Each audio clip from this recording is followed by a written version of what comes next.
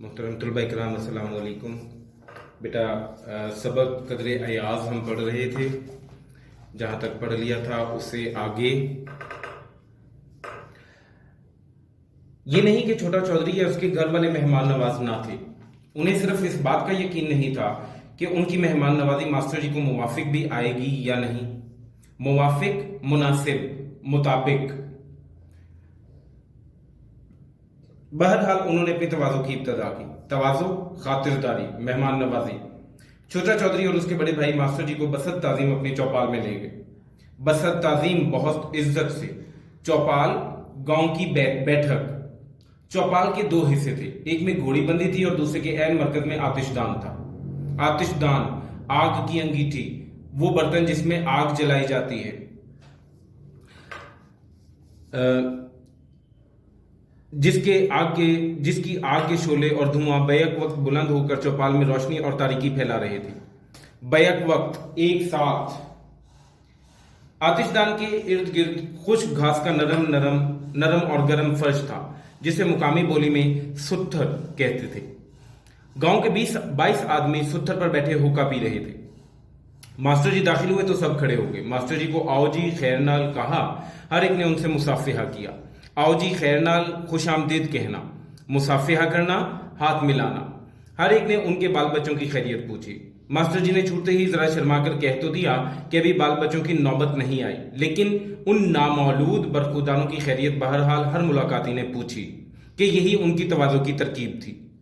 छूटते ही जल्दी से फौरन, नौबत, वक्त, नामौलूद, ना पैदा होने वाला, जो भी पैदा ना हुआ हो, बरखुदारों, बेटों। चूंकि मास्टर जी ने पतलून पहन रखी थी, लिहाजा फर्श पर बिठाने की बजाय उनके लिए रंगीली चारपाई बिछा दी गई। सलीम हैरान होकर बोले, अब्बा जान, उनमें इतनी अकल ना थी कि उन्हें कुर्सी दे देते। मैंने कहा, बेटा अकल तो थी, कुर्सी ना थी। सलीम ने फैसला कुन अंदाज में कहा, अगर कुर्सी ना थी तो चौधरी किस बात के थे? मैंने कहा, एक तो चौधरी जरा छोटी किस्म के थे और दूसरे गांव में चौधरीपन की नुमाइश कुर्सियों से नहीं की जाती, नुमाइश दिखावा। सलीम देहातियों की कोई गलती, कोई कमजोरी पकड़ने पर तुला हुआ था। बोला, मगर कोई गोल कमरे में घोड़ी भी बांधता है। मैंने सलीम को समझाया, अगर घोड़ी के लिए कोई अलहदा मुस्ततील कमरा ना हो तो फिर वो भी गोल कमरे में ही रहती है। मुस्ततील, 4 जिलों वाला, 4 कोनों वाला, ठीक है। अलावा अजी गांव के कमरे इतने गोल भी नहीं होते। सलीम तंज को पा गया। गोल कमरा तो वैसे नाम ही पड़ गया, हमारा अपना गोल कमरा भी तो चौकोर है। मगर बात यह है कि ड्राइंग रूम में घोड़े गधे का क्या काम? बेटे यहाँ पर गोल कमरे से मुराद तरक्की का ड्राइंग रूम है, ठीक है। ड्राइंग रूम जहां पर मेहमानों को बिठाया जाता है। मैंने हंसकर कहा, बेटा देहाती लोग इतने मुहज्जिब नहीं होते कि ड्राइंग रूम में कुत्ते ले आए, वहां वो घोड़ों ही से गुजारा कर लेते हैं। मुहज्जिब, तहजीब याफ्ता। अली बख्श मुस्कुराया। सलीम किसी कदर चकराया, लेकिन कहानी बहरहाल इश्तियाक से सुन रहा था। बोला, फिर क्या हुआ? इश्तियाक से, शौक से। फिर गांव का नाई मास्टर जी के पांव दाबने लगा। एक नौकर को दौड़ाया गया कि उनके लिए ताजा मकई के भुट्टे बुनवा कर लाए। सलीम झट बोल उठे, अब्बा जान, मकई के भुट्टे तो पिकनिक पर खाए जाते हैं। पिकनिक, तफरी, घर में तो चाय पिलाई जाती है। वो लोग इतनी बात भी ना जानते थे। मैंने कहा, ये घर में पिकनिक मना लेने की गलती देहातियों से अक्सर हो जाती है।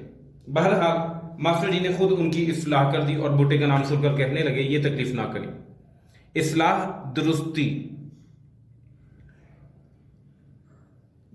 हो सके तो एक प्याली चाय पिला दें, जरा सर्दी भी है। सलीम ने फौरी तायीद की। तायीद करना, हिमायत करना, हाँ में हाँ मिलाना।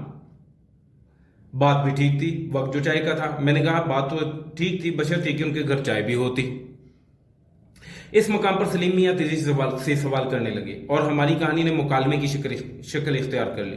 चुनाचे फौरन बोले, तो क्या उनके घर में चाय खत्म हो गई थी? नहीं बेटा, कभी शुरू ही नहीं हुई थी। उन दिनों चाय अभी देहात में नहीं पहुंची थी। तो क्या उन्होंने मेहमान से साफ कह दिया कि हमारे पास चाय नहीं? कितनी शर्म की बात है।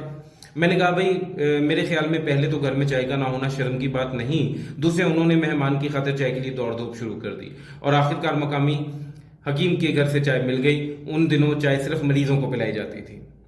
दौड़ धूप करना, मेहनत करना। बेटा इंशाअल्लाह ताला नेक्स्ट लेक्चर में इससे आगे बढ़ेंगे। तब तक के लिए अल्लाह हाफिज।